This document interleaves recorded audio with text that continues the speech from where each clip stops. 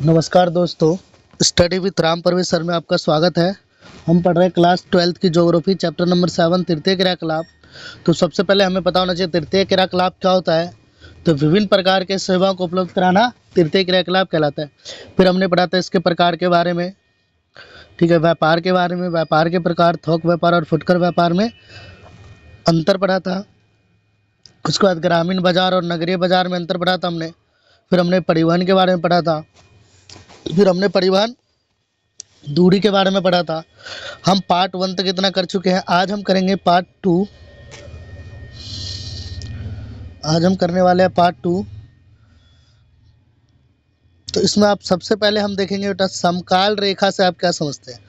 तो समकाल रेखा मानचित्र पर एक समान समय पर पहुंचने वाली काल्पनिक रेखा को हम समकाल रेखा कहते हैं। मतलब जो मैप है उस पर एक समय, सभी जगह एक समय, वहाँ जो एक काल्पनिक रेखा है उसको हम एक समय पहुंचने वाली काल्पनिक रेखा को हम समकाल रेखा कहते हैं।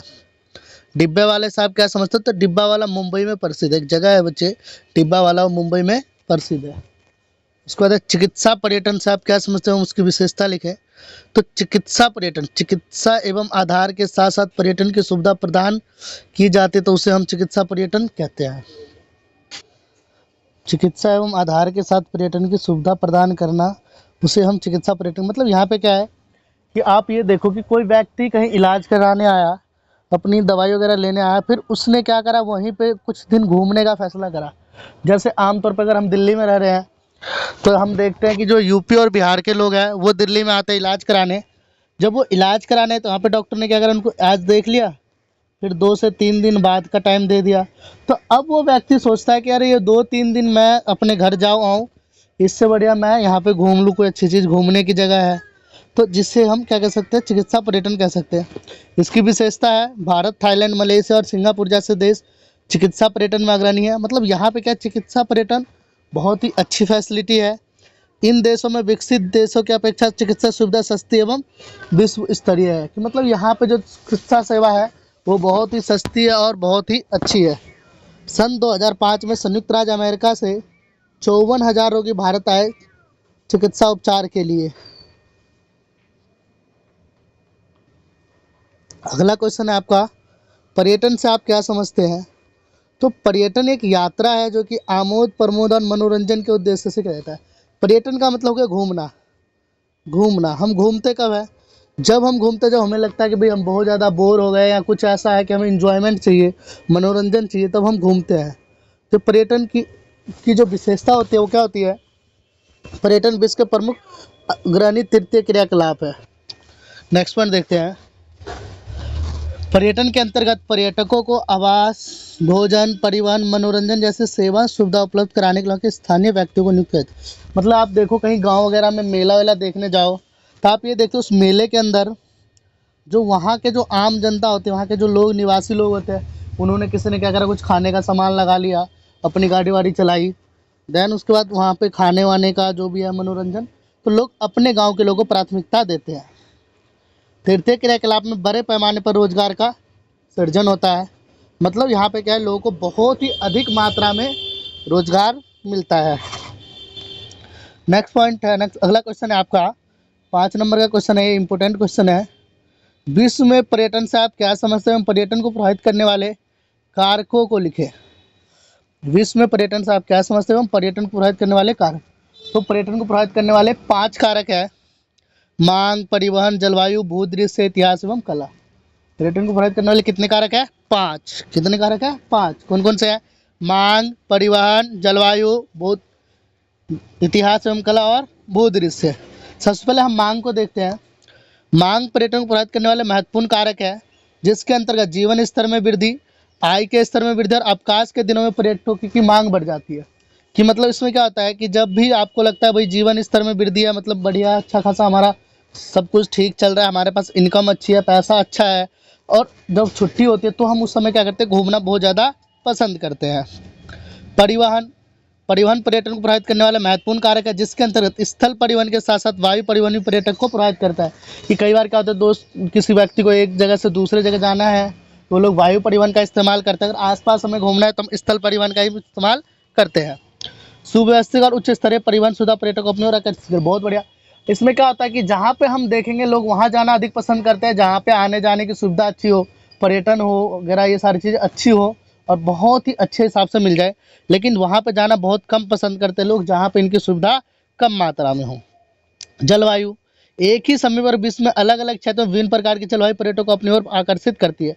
जैसे गर्म क्षेत्र के लोग शीत क्षेत्र में जाते हैं और शीत क्षेत्र के लोग गर्म क्षेत्र में जाते हैं। जैसे अभी क्या है कि आप देखोगे गर्मी में क्या है, लोग बहुत ज़्यादा हिमाचल वगैरह जाते हैं, शिमला वगैरह जाते हैं, लेकिन अभी ठंड में लोग ज़्यादातर उधर नहीं जाएंगे। ठीक है। भूदृश्य पर्यटक अपने ओर आकर्षित, जिसके अंदर पर्वत, पहाड़, पठारी, झील, वन, नेशनल पार्क अगर इत्यादि है, ये सब क्या करते हैं लोगों को अपनी ओर आकर्षित करती है कि हम किस उद्देश्य से वहाँ पे देखने जा रहे हैं, क्या चीज़ देखने जा रहे हैं। इतिहास एवं कला, तो अब हम जहाँ पे ये इतिहास एवं कला पर्यटक प्रभावित करने वाले महत्वपूर्ण कारक है, जिसके अंतर्गत प्राचीन स्थलों का इतिहास, कला एवं पुरातात्विक महत्व, भवन आदि दर्शन शामिल है। क्या होता है कि इसमें अब ये चीज़ें बढ़ जाती है, मतलब वो चीज़ें किस चीज़ से जुड़ी है, हमारे इतिहास से, हमारी संस्कृति से, हमारी धरोहर से जुड़ी है। तो जैसे लाल किला हो गया, कुतुब मीनार ले लो, तो ये सारी चीज़ें कहीं ना कहीं हमारी संस्कृति से जुड़ी हुई हमारे ऐतिहासिक चीज़ें हैं। इसलिए इसमें जाने हमारे लिए बहुत ज़्यादा क्या हो जाता है, क्यूरियोसिटी का मामला हो जाता है कि हमारे अंदर एक उत्सुकता होती है इसको देखने की। नेक्स्ट क्वेश्चन आपका, अंकीय विभाजन से आप क्या समझते हैं? तो अंकीय विभाजन विश्व में सूचना और प्रौद्योगिकी का असमान वितरण है। कि मतलब दो देशों के बीच में जो टेक्नोलॉजी है, जो साइंस है, इन सब के बीच में क्या डिफरेंस है। तो इसको हमने 3 भागों में बांटा है, विकसित देश, विकासशील और अविकसित देश। अंकीय विभाजन को कितने भागों में बांटा हमने? 3। विकसित देश, विकासशील देश और अल्प विकसित देश। विकसित देश में बेटे, विकसित देश की जो है सूचना प्रौद्योगिकी का जाल क्या होता है? उच्च होता है, उदाहरण के लिए यूएसए और कनाडा। विकासशील में बेटे मध्यम होता है, जैसे भारत, मलेशिया और सिंगापुर। और अल्प विकसित वाले देशों में बेटे सूचना प्रौद्योगिकी का जाल बिल्कुल निम्न होता है, बहुत कम, जैसे बांग्लादेश और पाकिस्तान। तो अंकीय विभाजन क्या है बेटे? अंकीय विभाजन का मतलब है सूचना प्रौद्योगिकी का असमान वितरण। इसको अपने 3 भागों में बांटा है, विकसित देश, विकासशील देश और अल्प विकसित देश। विकसित देश में बेटा सूचना प्रौद्योगिकी का जाल उच्च होता है, इसके एग्जाम्पल है यूएसए और कनाडा। विकासशील देश में सूचना प्रौद्योगिकी का जाल क्या होता है? मध्यम होता है, जिसका है भारत, मलेशिया और सिंगापुर। अल्प विकसित में बेटे जिसका क्या होता है? निम्न है, उदाहरण में है बांग्लादेश, पाकिस्तान आदि। नेक्स्ट क्वेश्चन है पंचम क्रियाकलाप। ये कई बार 3 नंबर में पूछा जाता है कि पंचम क्रियाकलाप से आप क्या समझते हैं? तो पंचम क्रियाकलाप में उच्च स्तरीय निर्णय लेने एवं नीति निर्माता शामिल किया जाता है। कि मतलब वो व्यक्ति जो उच्च स्तर पर निर्णय ले, जैसे आपके सीजीआई वगैरह है, कोर्ट है, जस्टिस है, ठीक है। नीति निर्देशक मतलब जो व्यक्ति हमारे देश के लिए कानून बनाता है, नीति नियम बनाता है, इसको कई बार हम काले कोर्ट के नाम से भी जानते हैं। उन्नत अर्थव्यवस्था वाले देशों में पंचम क्रियाकलाप में लोगों का महत्व बढ़ जाता है।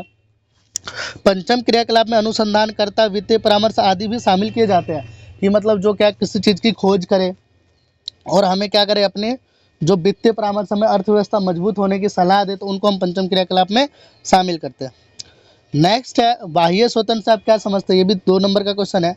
तो बाह्य शोधन का मतलब क्या है? जब किसी कार्य में सुधार एवं दक्षता और लागत को कम करने के उद्देश्य से किसी बाहरी एजेंसी को सौंप दिया जाए, तो उसे हम बाह्य शोधन कहते हैं। मतलब मान लो कि कोई एक भारत की कंपनी है, ठीक है, उस कंपनी को क्या करना है, अपने कंपनी में एक तो लागत कम करनी है और बेनिफिट मतलब क्या है, पैसा बहुत अधिक कमाना है, बेनिफिट अधिक कमाना है।